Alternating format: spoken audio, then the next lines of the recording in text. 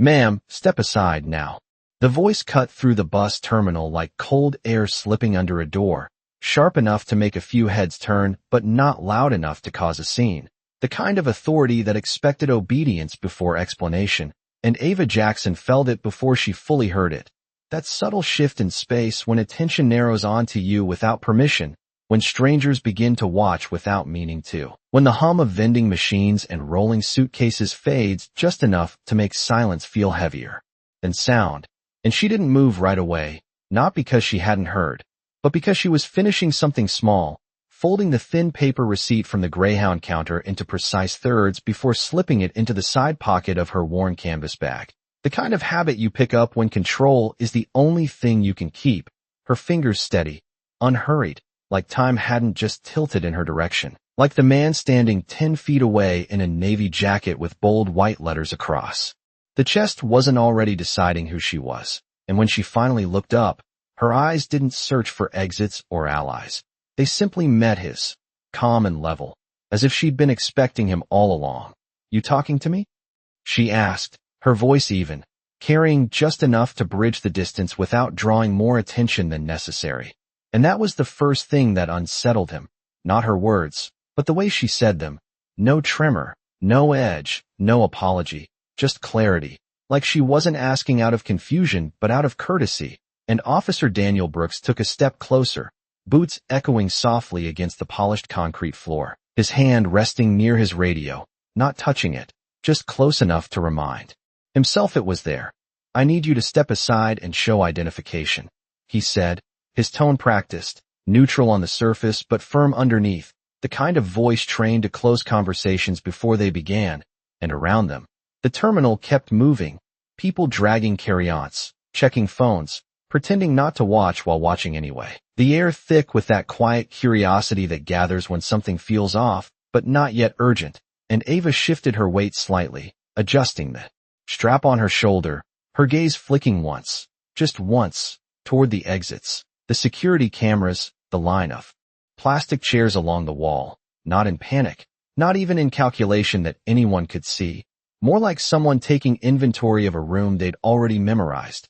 "Is there a reason?" she asked, and it wasn't defiance, not exactly, but it wasn't submission either. It lived somewhere in between, a place that made people uncomfortable because it didn't fit the script, and Daniel's jaw tightened just a fraction, a movement so small most wouldn't notice. But it was there, the moment his certainty met resistance that didn't look like resistance. "Ma'am, I'm asking you one more time," he said, and now there was a subtle shift, less neutral, more directive, like a line had been drawn that only he could see, and Ava let out a slow breath through her nose, the kind that barely moved her shoulders, her eyes steady on his, unblinking, and for a second, just a second, something in that stillness made him hesitate, not enough to stop, but enough to feel it, like a faint signal he couldn't quite interpret. And then she reached into her bag, not quickly, not slowly, just deliberately, her movements smooth, controlled, her fingers brushing past a paperback novel, a folded sweatshirt, the edge of a small metal water bottle, until they closed around something unseen, and a woman a few feet away paused mid-step, her phone lowering just slightly as if instinct told her this mattered, and Daniel's posture shifted, his stance widening just a bit, his focus sharpening, the space between them tightening without either of them moving closer, and Ava's hand emerged from the bag, but empty, resting lightly against the fabric as she looked back up at him, her expression unchanged, almost patient. "You don't know who you're stopping," she said quietly, not as a threat, not as a warning, just a statement, simple and clean, like stating the weather, and something in the way she said it didn't escalate the moment. It deepened it, like the surface had just cracked enough to reveal something underneath, something neither of them had fully accounted for, and Daniel exhaled slowly, his eyes narrowing just slightly as he studied her face, searching for the angle, the tell, the reason this didn't feel routine anymore, while around them the terminal seemed to hold its breath without realizing it, and Ava didn't look away, didn't shift, didn't fill the silence. She just stood there, grounded, in a way that didn't match the situation, as if the rules pressing in from all sides didn't quite apply to her the same way. And for the first time since he'd approached, Daniel felt the faintest flicker of uncertainty, Not about what he was supposed to do, but about what would happen if he did it. And his hand moved, not to his radio this time, but slightly forward, bridging the space between authority and action, as if crossing an invisible line neither of them had acknowledged until now. And that's when her eyes changed. Daniel did not pull his hand back, but he did not move it forward either. And that hesitation, small as it was, stretched the moment into something heavier than either of them expected, because it was not fear that stopped him, it was confusion, the kind that slips in when reality does not follow the pattern you have trusted for years, and Ava saw it the instant it surfaced, not in his eyes exactly, but in the way his shoulders stopped advancing, in the way his breath shifted just enough to break rhythm, and she did not smile, did not press the advantage. She simply stood there, her posture unchanged, her gaze steady, as if she had all the time in the world, while behind Daniel, another agent adjusted his stance, glancing between them with a flicker of impatience, the kind that builds when a situation refuses to resolve on schedule. Daniel, the second agent muttered under his breath, low but firm, "We need to move." And that was all it took for the pressure to return, because hesitation could not survive long in a place built on control. And Daniel exhaled through his nose, resetting himself, his voice sharpening just enough to reclaim ground. "Ma'am, I am not going to ask again," he said, each word placed carefully, like stepping stones across something uncertain, and Ava tilted her head slightly, not in defiance, but in quiet observation, as if she were studying not the words, but the man behind them, the decisions forming before they were spoken, and for a brief second, something almost human passed between them, something that had nothing to do with authority or compliance. Just two people standing in a space that had suddenly become too small for misunderstanding. But it passed quickly, replaced by the weight of expectation. The eyes, the system, the invisible rules that demanded resolution, and Ava reached into her bag again. This time a little deeper, her fingers brushing past the same objects as before, but slower now, deliberate in a way that made the air tighten, and Daniel's attention locked onto that movement, not because it was threatening, but because it was controlled, too controlled for someone who was supposed to be uncertain. And a man sitting near the charging station leaned forward slightly, his phone forgotten in his hand, his gaze fixed on the space between Ava's arm and the opening of the bag, as if whatever came out next would define everything that followed. And Ava's hand paused inside for just a fraction of a second, long enough to feel intentional, long enough to make Daniel's instincts sharpen, and then she withdrew it again, still empty, resting it gently against the strap as her eyes lifted back to his, unchanged, unreadable. And that was when the second agent stepped closer, his presence more direct, his tone less patient. "We can do this the easy way or the hard way," he said, not loudly, but with a finality that suggested the decision had already been made, and a few people nearby shifted uncomfortably, the tension no longer subtle, no longer something you could pretend not to notice, and Ava's gaze flicked to the second agent, then back to Daniel, as if weighing something invisible, something deeper than the situation in front of her, and when she spoke, her voice was softer than before, but somehow clearer, cutting through the noise without effort. "You are about to make this harder than it needs to be," she said, and there was no accusation in it. No edge, just a quiet certainty that landed heavier than any raised voice could have, and Daniel felt it again. That flicker, stronger this time.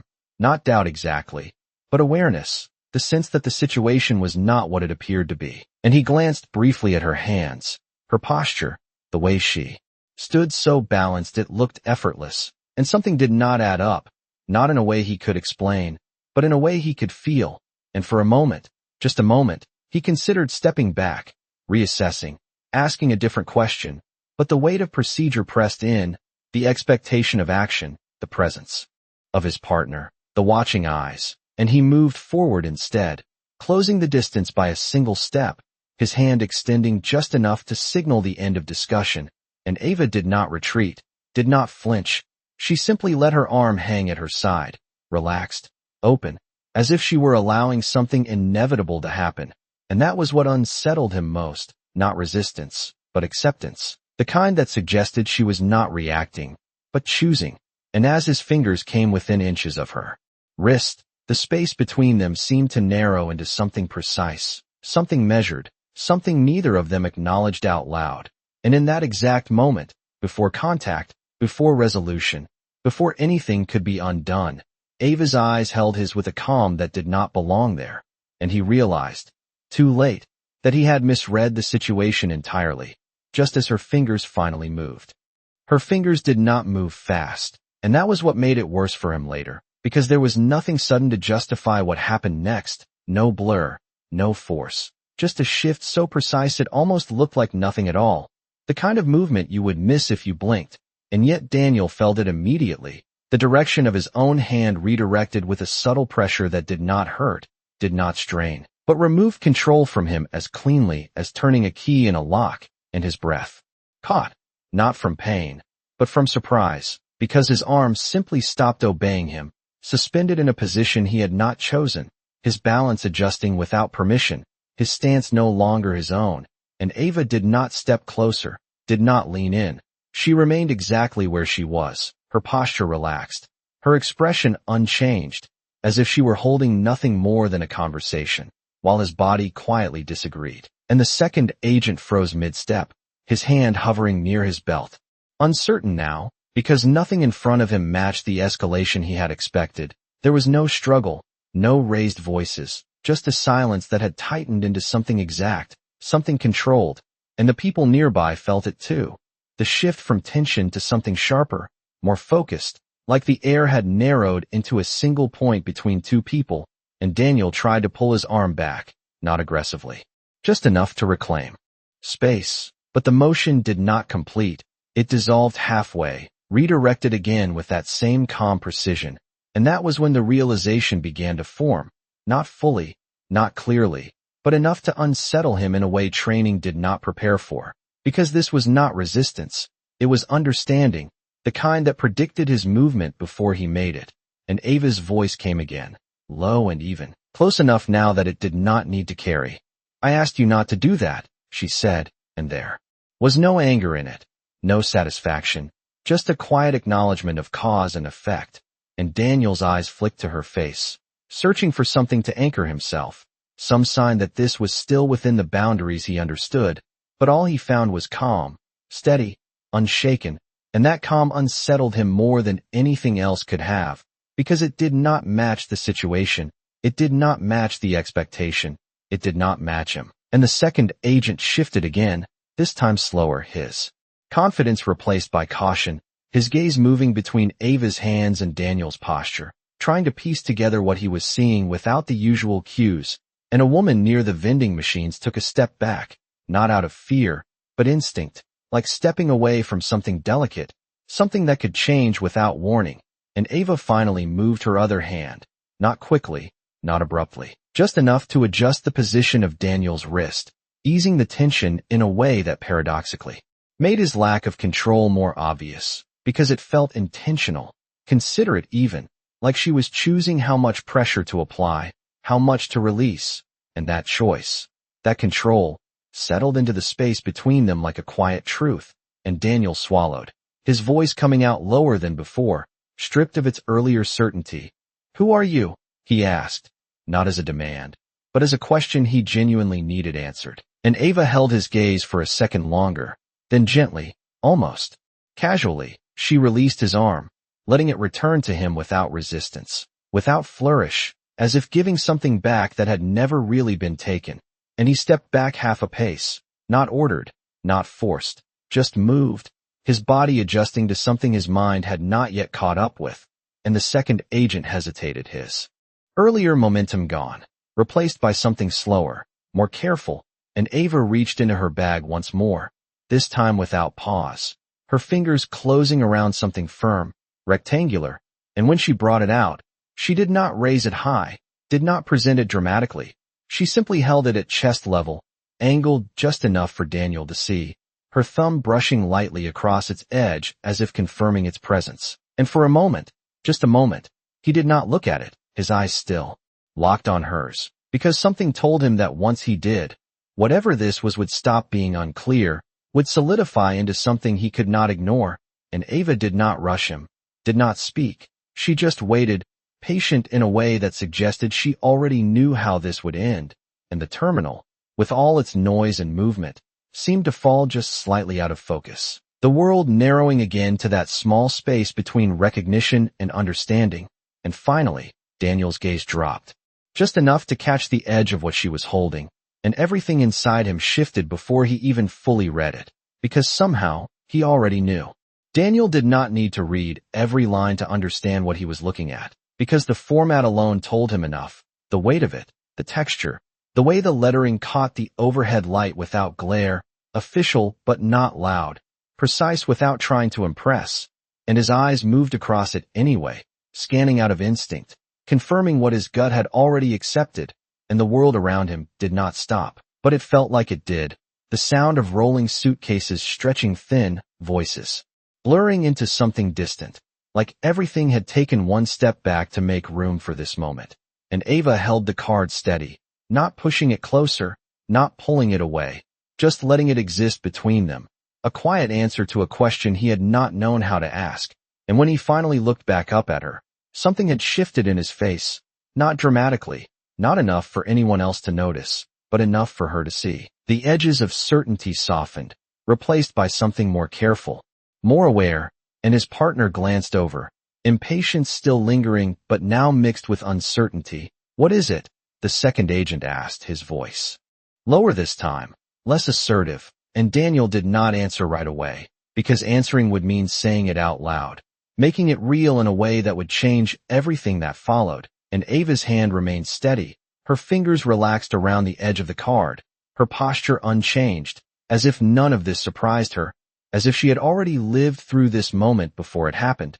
And Daniel swallowed, a small, almost imperceptible movement, before stepping back just half a pace, creating space where there had been none.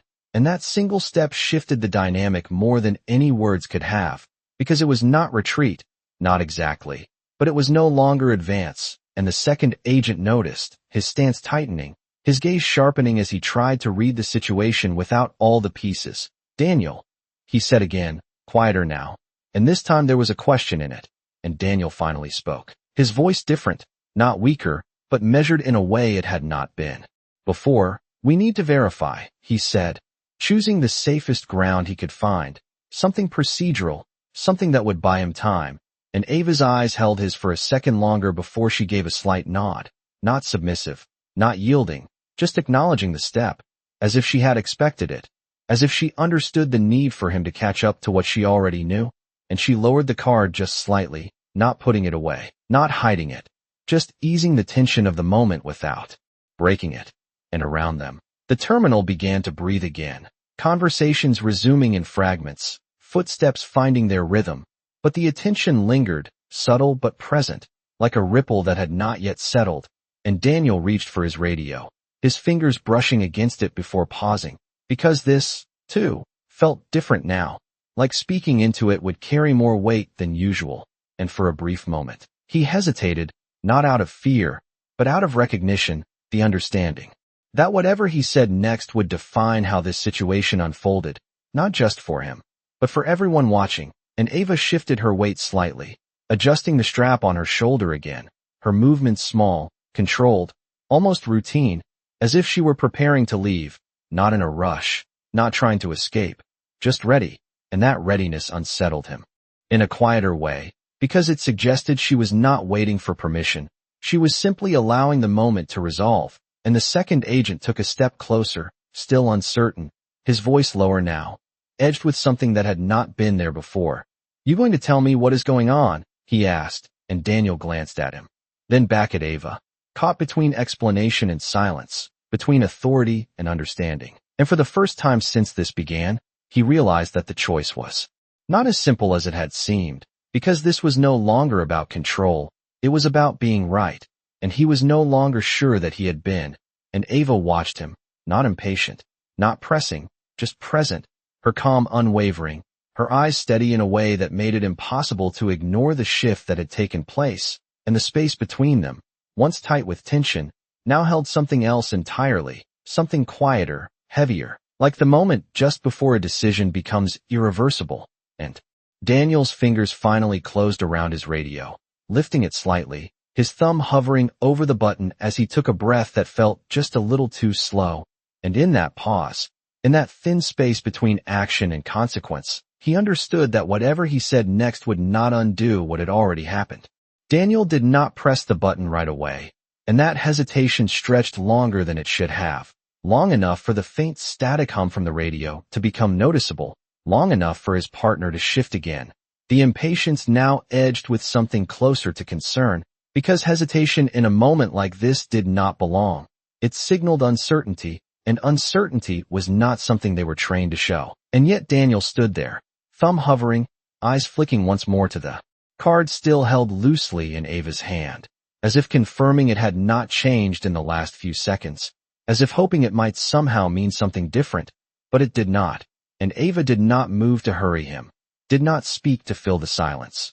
She simply stood there with that same quiet steadiness, her breathing even, her posture grounded, as though she had stepped outside the urgency of the moment entirely, and that contrast between his internal pressure and her calm pressed in on him harder than any command could have.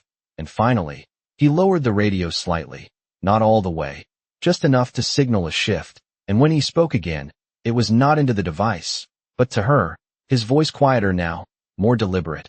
"Why are you here?" he asked, and it was not protocol, not really, but it was the question that had replaced all the others, the one that felt more important than identification or procedure. And Ava's eyes softened just slightly, not in weakness, but in acknowledgement, as if she recognized the change in him, the moment where authority had stepped back just enough to let something else in. And she glanced briefly toward the departure board across the terminal, the flickering lines of destinations and times reflecting faintly in her eyes, before returning her gaze to him. "I am catching a bus," she said simply, and there was something almost disarming in that answer, not because it was unexpected, but because it was so ordinary, so far removed from the tension that had built around them. And Daniel blinked once, the simplicity of it landing heavier than it should have, because it forced him to confront how far the situation had drifted from its starting point, how quickly assumption had filled in the gaps where information should have been, and his partner let out a short breath, a sound caught somewhere between frustration and disbelief. "That is not what this is about," he said, stepping forward again, though more cautiously now, his earlier confidence replaced by something more measured, and Ava turned her head slightly toward him, her expression unchanged. "Then what is it about?" she asked, and the question did not challenge, it clarified. It placed the weight back where it belonged, and for a moment, no one answered, not Daniel, not his partner, not the silent audience that had gathered without meaning to, because the answer, when stripped of procedure and phrasing, was harder to say than any of them expected, and Daniel felt it settle in his chest, that uncomfortable recognition, the gap between what he thought he knew and what was actually in front of him, and he exhaled slowly, lowering the radio completely now, letting it rest against his chest, a small but definitive choice, and Ava noticed, of course she did, but she did not comment on it, did not acknowledge the shift out loud. She simply slid the card back into her bag with the same careful motion she had used to take it out, not hiding it, not emphasizing it, just returning it to where it belonged, and the act itself seemed to reset the space between them, removing the visible proof but leaving the understanding behind, and Daniel's shoulders dropped just slightly, the tension easing in a way that felt unfamiliar, because it was not resolved through action, but through recognition, and he glanced briefly around the terminal, noticing the people who had paused, the ones pretending not to watch, the subtle weight of being observed, and for the first time, he felt it from the other side, not as the one in control, but as the one being measured, and it shifted something in him, something quiet but permanent, and when he looked back at Ava, his voice carried a different tone, still firm, still professional, but no longer rigid. "You are free to go," he said, the words simple, but the meaning heavier than they sounded, and Ava held his gaze for a brief second, as if confirming that the moment had truly changed, before giving a small nod, not triumphant, not relieved, just acknowledging the outcome, and she adjusted her bag on her shoulder, her movements smooth, unhurried, as if nothing about this had disrupted her path, and she turned slightly toward the departure gates, ready to continue exactly where she had left off. And Daniel watched her for a second longer than necessary, not out of suspicion, but out of something he could not quite name yet, something that lingered even as the tension dissolved. And as she took her first step away, he realized there was still something he needed to understand. Ava did not look back immediately, and that was what held Daniel in place longer than anything else could have, because there was no hesitation in her steps, no sign that she expected to be stopped again. She simply moved forward into the flow of the terminal, as if the moment behind her had already settled into the past. And the quiet certainty of that motion made it impossible for him to dismiss what had just happened as routine, and his partner exhaled sharply beside him, running a hand over the back of his neck in a gesture that carried more tension. Then relief. "You are just letting her walk," he said, his voice low but edged, not loud enough to draw attention, but sharp enough to press.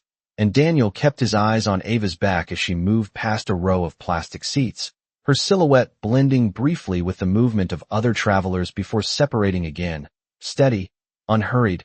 "We are not just letting her walk," Daniel replied, his tone controlled, though quieter than before. "We are correcting a mistake," and the words landed between them with a weight that neither of them addressed right away, because saying it out loud made it real in a way that could not be undone. And his partner frowned slightly, not in disagreement exactly, but in resistance to the shift, to the idea that something had gone off course. And Daniel finally looked away from Ava, turning slightly to face him, his expression composed but no longer rigid. "Did you see how she moved?" he asked. And it was not a rhetorical question. It was something he needed, confirmed, something that had unsettled him in a way he could not ignore. And his partner hesitated, glancing briefly in the direction Ava had gone before shrugging it off. "She got lucky," he said, though the answer came a fraction too quickly, as if he were trying to close the question before it opened further. And Daniel shook his head slightly, almost to himself, because luck did not look like that. It did not feel like that. It did not carry that kind of control, and he let the silence sit for a moment before reaching for his radio again, this time without hesitation, pressing the button and speaking in a voice that had returned to its professional cadence, but carried a new undercurrent, something more precise. "Dispatch. I need verification on a credential," he said, giving just enough information to prompt a response without broadcasting unnecessary details. And the faint crackle of static answered him before a voice came through, clear and routine, and as he relayed the identifying information, his gaze drifted back toward the terminal, tracking Ava's movement through the shifting crowd, watching as she paused briefly near a vending machine, adjusting the strap of her bag again, her posture still composed, still grounded, as if nothing about the last few minutes had disrupted her internal rhythm. And for a moment, the contrast between her stillness and the noise around her felt almost unreal, like she carried her own space with her, unaffected by the pressure that had just unfolded. And the response came through his radio a second later, sharper this time, the tone changing in a way that made his grip tighten slightly. "Confirming credentials," the voice said, followed by a brief pause that stretched just long enough to signal significance. "That identification is valid and active." And Daniel closed his eyes for a fraction of a second, not out of surprise, but out of confirmation, the last piece settling into place exactly where he had expected it. And his partner shifted again, watching him now, waiting for a reaction, for a sign of what this meant. And Daniel lowered the radio slowly, the weight of it settling back against his chest. And when he spoke, his voice was quieter, but steadier than before. "She is exactly who she said she was," he said, and his partner let out a slow breath, the tension in his shoulders easing just slightly, though not completely, because understanding did not erase what had already happened. And Daniel looked back toward Ava again, noticing the small details now, the way she positioned herself near the edge of the crowd instead of in the center, the way her eyes moved without turning her head, taking in everything without drawing attention to it, the kind of awareness that did not come from caution alone, but from experience. And he felt something shift again, not in the situation, but in himself, a quiet recalibration, the recognition that what he had seen as ordinary had never been ordinary at all. And as Ava reached into her bag to pull out a bottle of water, twisting the cap with the same steady hands that had redirected him moments earlier, Daniel realized that the story he had assumed at the beginning no longer fit the person in front of him. And the gap between those two things was something he could not ignore, even as the terminal returned to its normal rhythm. even as the moment faded for everyone else. And as Ava took a small sip and glanced up at the departure board again, Daniel understood that letting her walk away had not ended anything.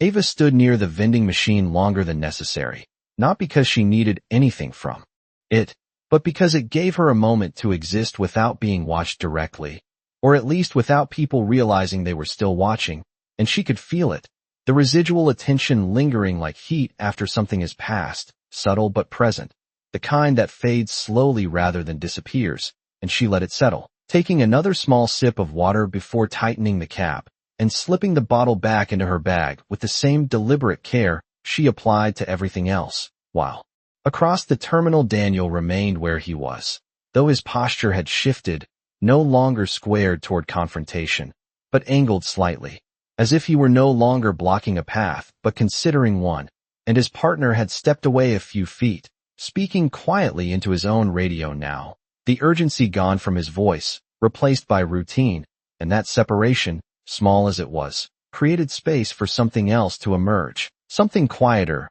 less defined, and Daniel found himself watching Ava, not as a subject of suspicion, but as a point of understanding he had not yet reached, noticing details he would have ignored before, the way she positioned herself with a clear view of exits without appearing alert, the way her shoulders remained relaxed even as people passed close by, the way her eyes moved in small, efficient patterns, taking in information without drawing attention, and it was not dramatic, not obvious, but it was consistent, and that consistency was what unsettled him, because it meant it was not accidental, and he exhaled slowly, running a hand along his jaw as he considered what to do next, because walking away would be the easiest option, the cleanest, the one that aligned with procedure now that the situation had been resolved. But something in him resisted that simplicity, not out of obligation, but out of a need to understand how he had misread the moment so completely. And before he could overthink it, he stepped forward, not quickly, not with authority, just enough to close some of the distance, his boots quieter this time against the floor, his presence no longer cutting through the space but blending into it. And Ava noticed, of course she did, her gaze lifting just slightly before he had even reached her, not surprised, not tense, just aware, and when he stopped a few feet away, he did not speak. Immediately, giving the moment room to settle into something that did not feel like a command, and when he finally did, his voice carried none of the earlier edge. "I should not have approached you like that," he said, the words simple, but not easy, because they required a shift that training did not always make room for.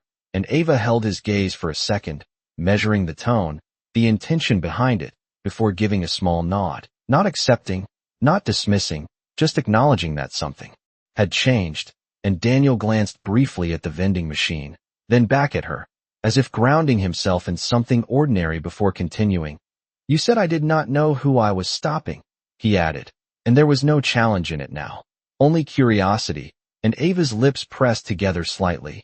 Not in reluctance, but in thought, as if deciding how much of that statement still needed to be said, and she shifted her weight subtly, her hand resting lightly against the strap of her bag. "Most people do not," she replied, her voice even, not defensive, not proud, just factual, and Daniel let out a quiet breath, the answer landing in a way that felt heavier than it sounded, because it was not just about identity, it was about assumption, about the invisible framework he had relied on without questioning, and he nodded once, slowly, as if acknowledging something he was still processing, and for a moment, neither of them spoke, the noise of the terminal filling the space between them.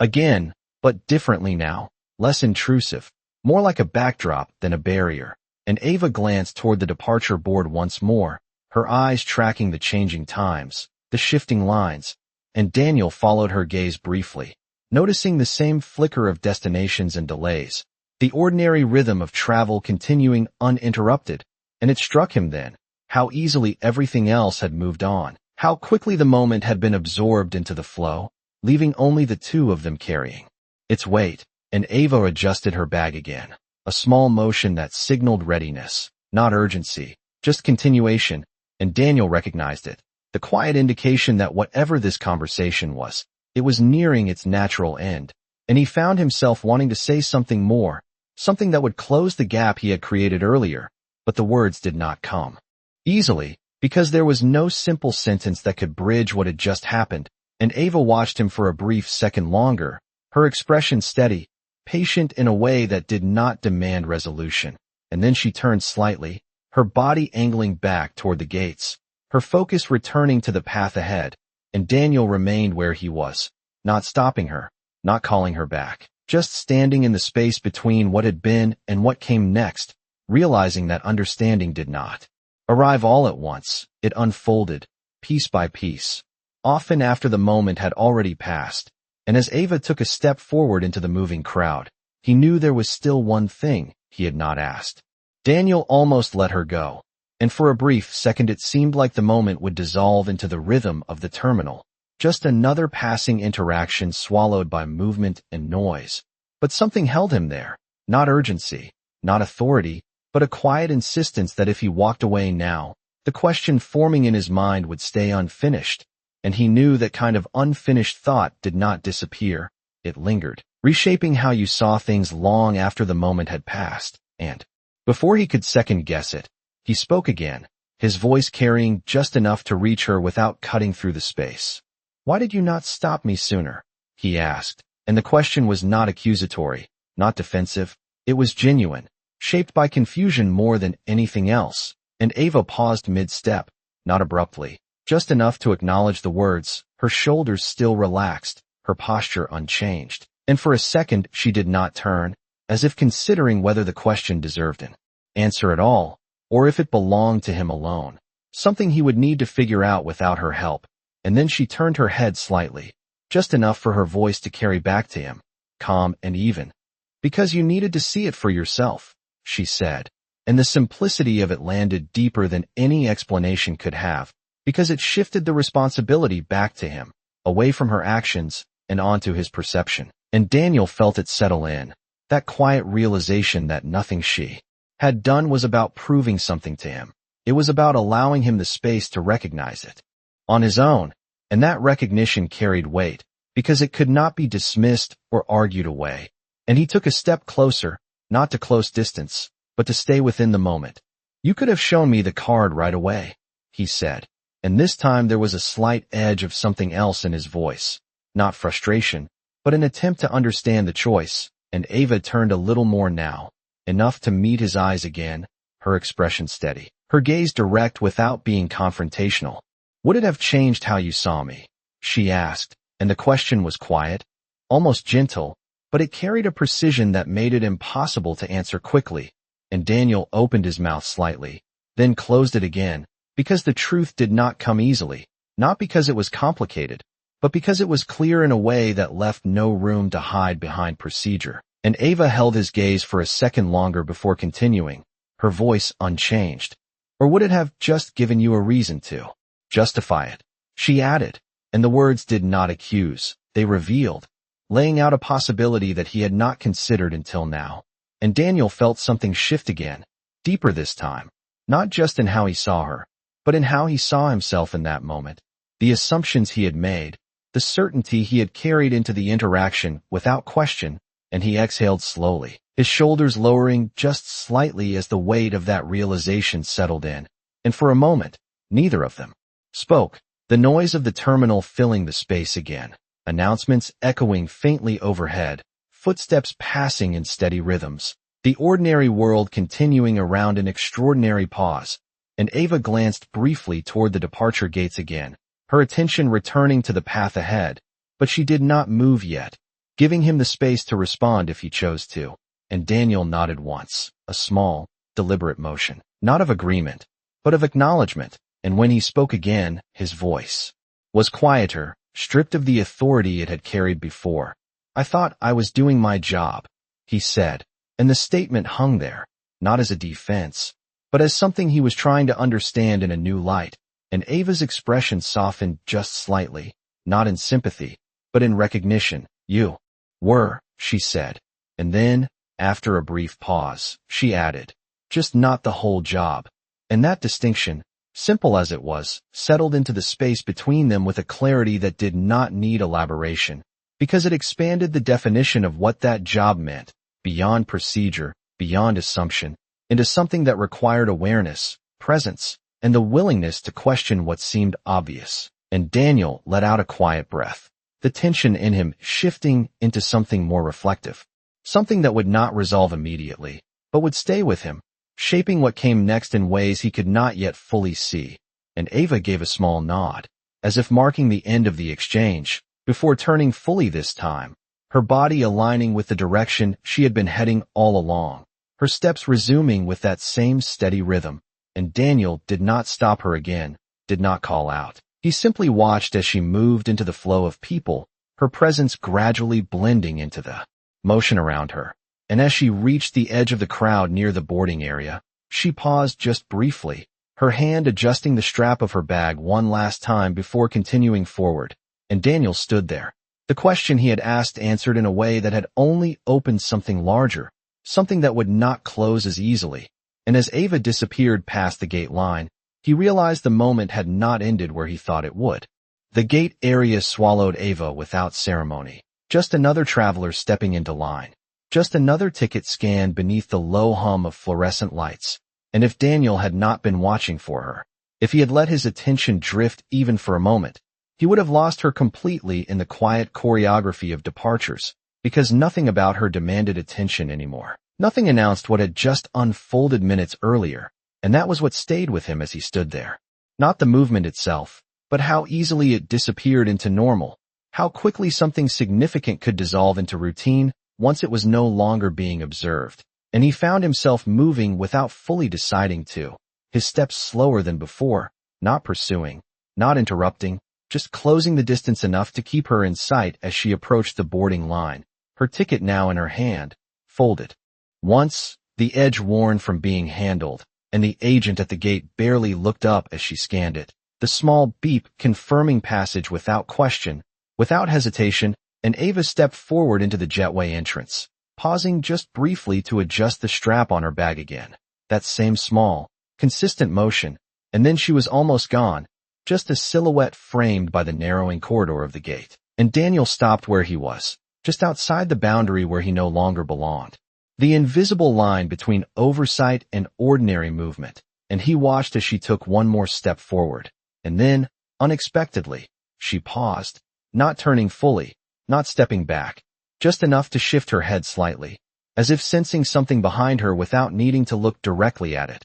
And for a second, it felt like the moment might loop back on itself, like something unfinished might still be said, but she did not speak, did not gesture, she simply stood there. And Daniel realized that whatever he thought he still needed, it was not hers to give, and that understanding settled in with a quiet weight, not heavy, not overwhelming, but firm enough to stay.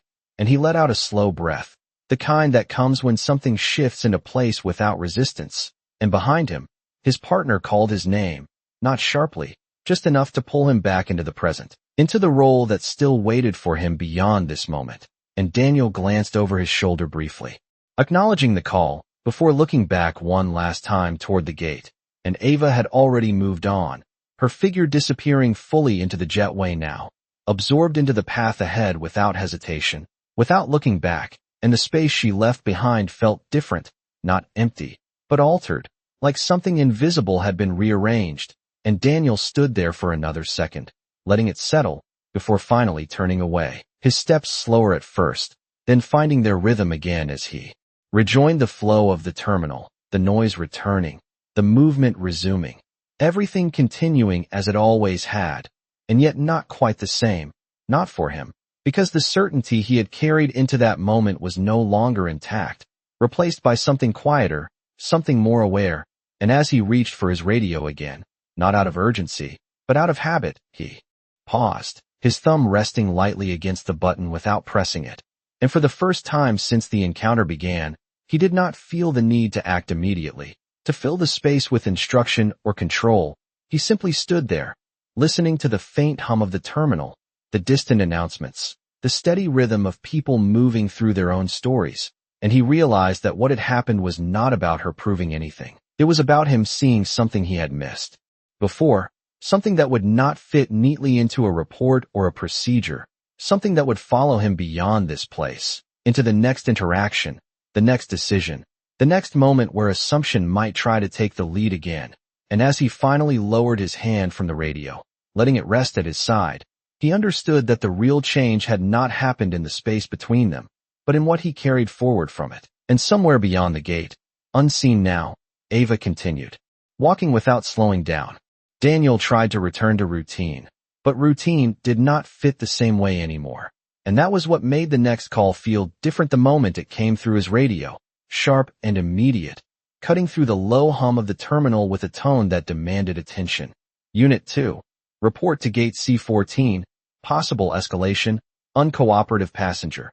And the words landed with a familiar urgency, the kind he had responded to dozens of times without hesitation, without pause. And yet this time, there was a fraction of a second where he did not move, not out of reluctance, but because something in him measured the moment differently now, something that no longer rushed to fill the gap between call and action. And then he stepped forward, his pace steady, controlled, not slower, not faster, just deliberate. And his partner fell in beside him, already shifting back into the rhythm of response. That is ours, he said, his voice returning to its earlier firmness, as if the previous encounter had already been set aside. But Daniel did not answer right away, his mind still holding onto the quiet space that Ava had left behind, the subtle recalibration that had not yet settled into habit. And as they moved through the terminal, weaving past travelers, the environment felt sharper, more defined, the sounds clearer, the movements more intentional, as if his awareness had widened without him realizing it. And when they reached Gate C14, the scene was already forming, not chaotic, not out of control, but tense in a way that could shift quickly. A man standing near the boarding desk, his voice raised just enough to draw attention, his posture rigid, his frustration visible in the tightness of his shoulders, while the gate agent maintained a practiced calm, repeating something in a steady tone. And a small cluster of passengers stood nearby, watching without stepping closer, the same quiet curiosity that had filled the earlier moment now gathering again. And Daniel slowed slightly as he approached, not hesitating, but observing, taking in the details before stepping into the center of it. The man's hands visible, his stance fixed, his focus locked on the agent in front of him. And for a split second, the familiar pattern began to form in Daniel's mind, the outline of how this would usually go, the assumptions lining up, the next steps ready to follow. But then something interrupted that pattern, not a sound, not a movement, just a memory. Ava's voice, calm and steady, asking a question that had not been about her at all, and it slipped into the space before he spoke, creating a pause that did not belong to the situation. And his partner stepped forward first, his tone firm, authoritative. "Sir, we need you to step aside," he said, the words clear, practiced. And the man turned slightly, his frustration shifting toward them now, ready to meet authority with resistance. And Daniel watched that shift, the way it happened so quickly, the way tension redirected itself without losing intensity. And he felt the familiar pull to step in, to assert control, to close the situation before it expanded. But this time, he did not move immediately.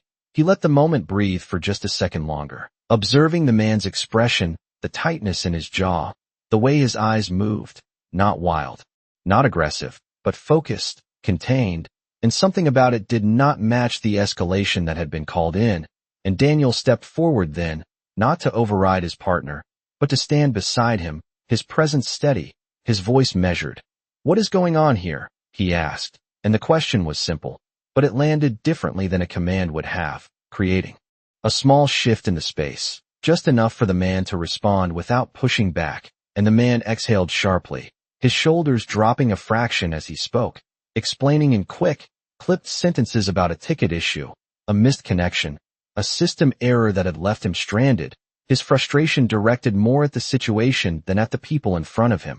And Daniel listened, not interrupting, not redirecting, just letting the explanation unfold. And as he did, he felt that same shift again, the one that had begun earlier, the recognition that not every raised voice carried the same intent, not every tense posture signaled the same outcome. And when the man finished, Daniel nodded once, his gaze steady. "Let us take a look at that," he said. And the words were calm, controlled, but open in a way that allowed the situation to settle instead of escalate.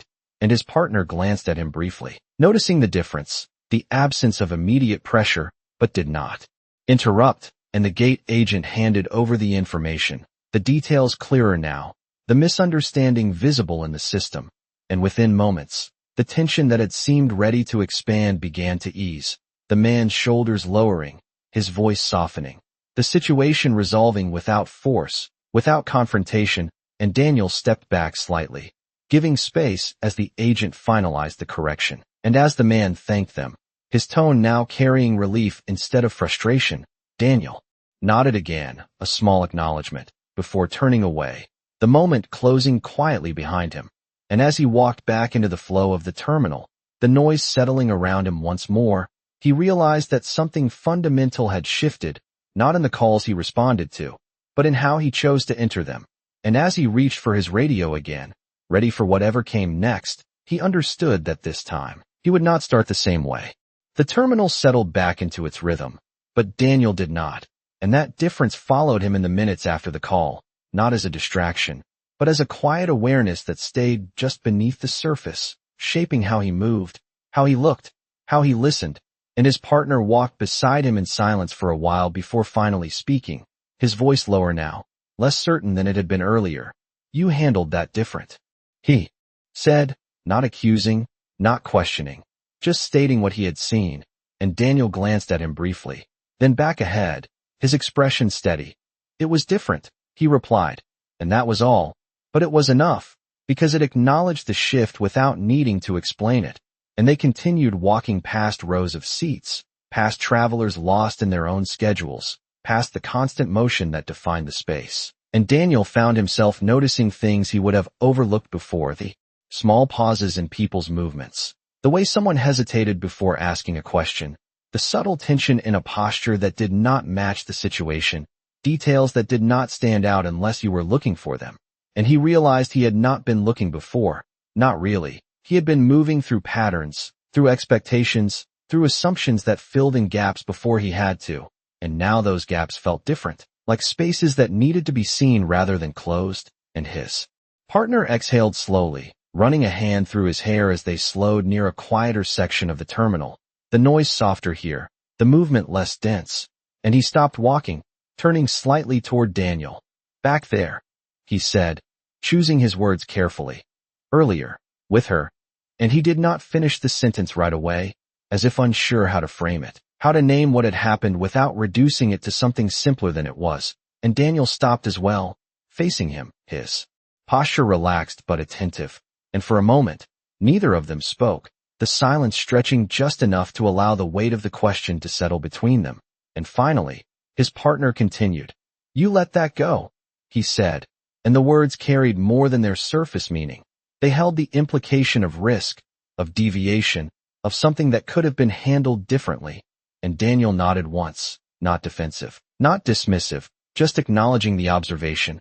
"I let it go, because it should not have been there to begin with," he said, and the clarity of that statement landed in a way that did not invite argument, because it was not about procedure anymore.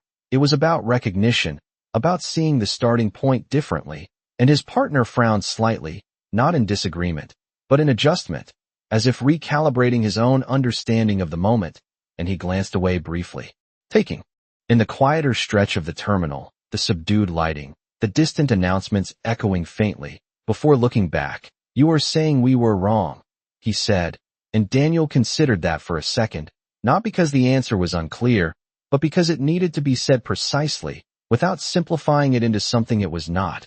"I am saying I was," he replied, and that distinction, small but deliberate, shifted the conversation again, removing blame from the abstract and placing responsibility where it belonged, and his partner let out a slow breath, his shoulders dropping slightly as the tension eased into something more reflective.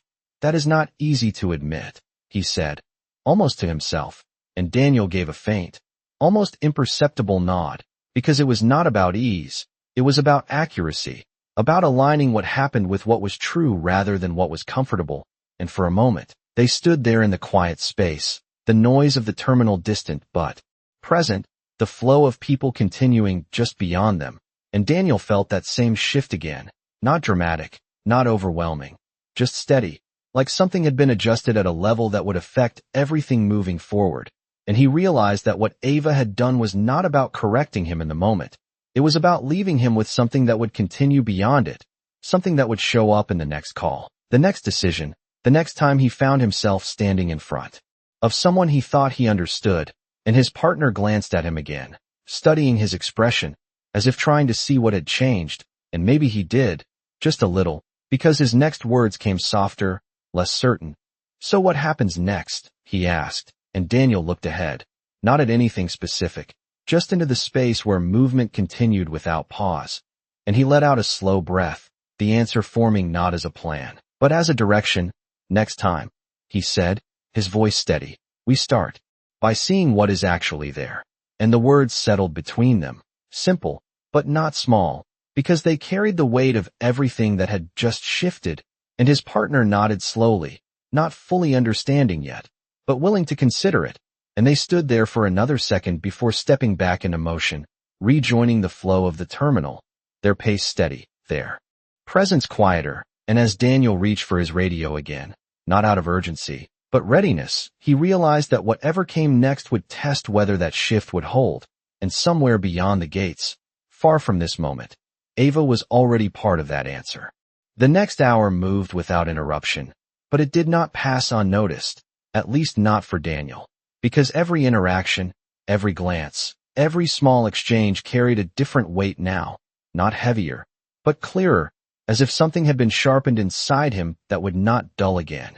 And when the announcement came through the overhead speakers about a delay at another gate, he found himself already turning before the radio confirmed it, his steps measured, his attention open in a way that felt both new and familiar. And when he arrived, the situation was not loud, not chaotic, just a group of passengers gathered around the counter, their frustration quiet but present, their voices layered in that low, steady hum that builds when patience starts to wear thin. And his partner stepped forward first, ready to take control of the space.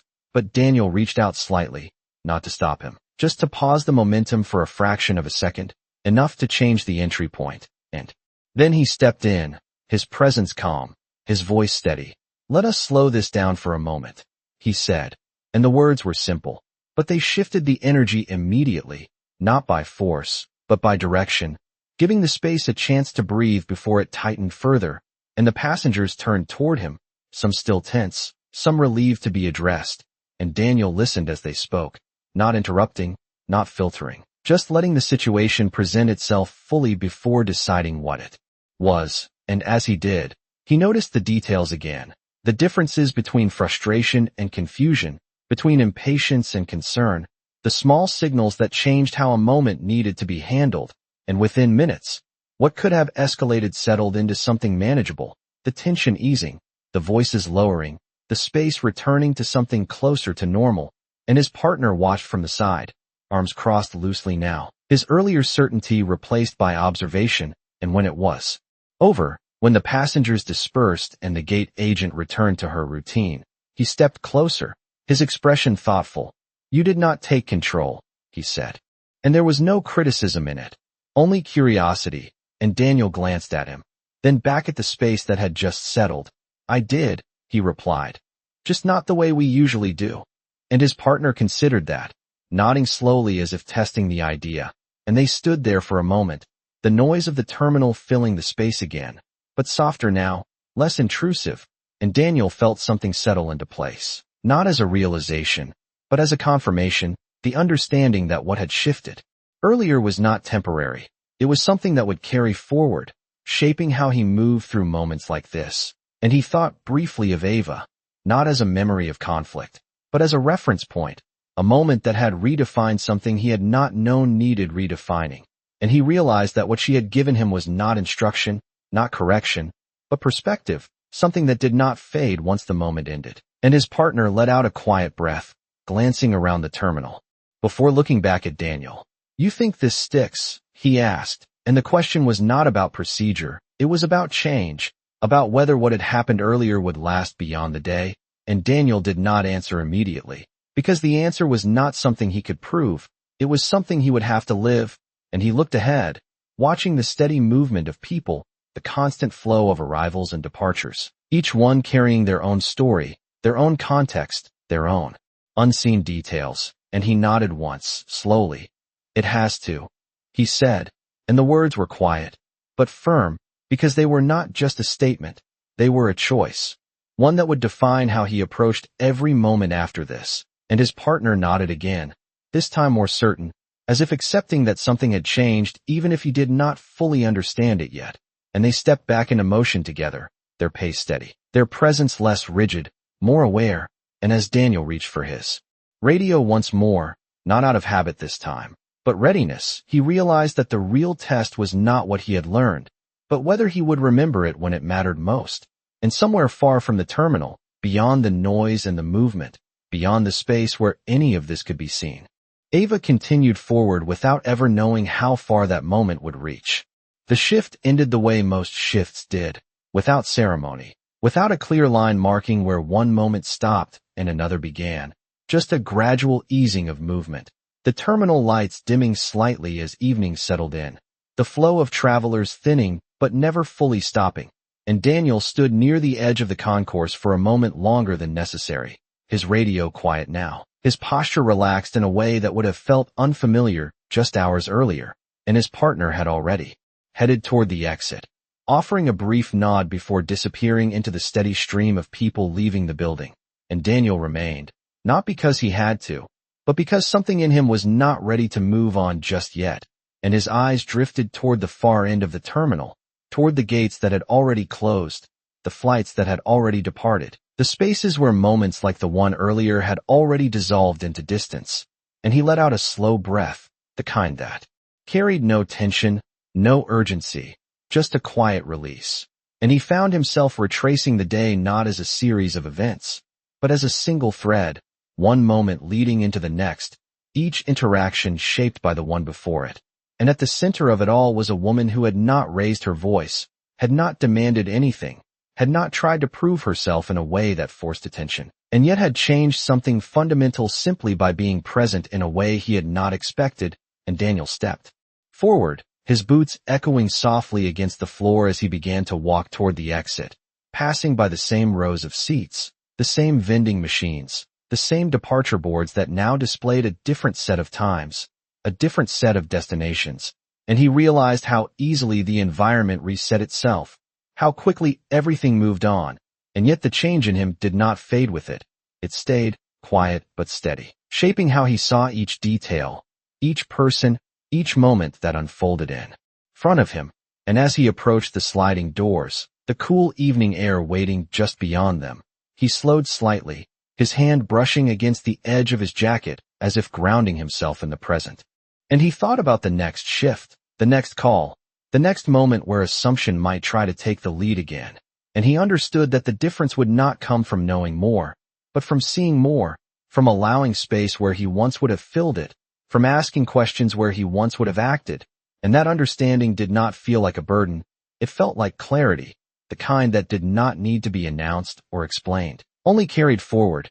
And he pushed through the doors, stepping outside into the fading light, the sky stretching wide above the parking lot, the distant hum of traffic replacing the enclosed noise of the terminal. And he paused there for a second, just long enough to take it in, the openness, the quiet, the sense that the day had ended but something had begun. And he glanced back once, not searching for anything, just acknowledging the place where it had happened.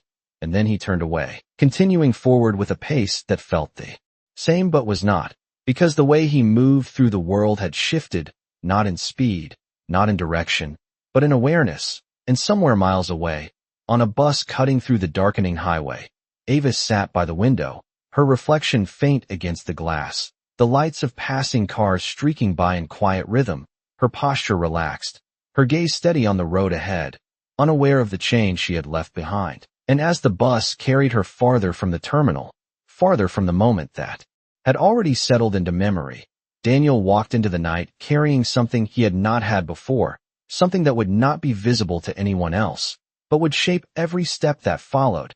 And the next time he heard a voice call out across a crowded space, he would listen differently.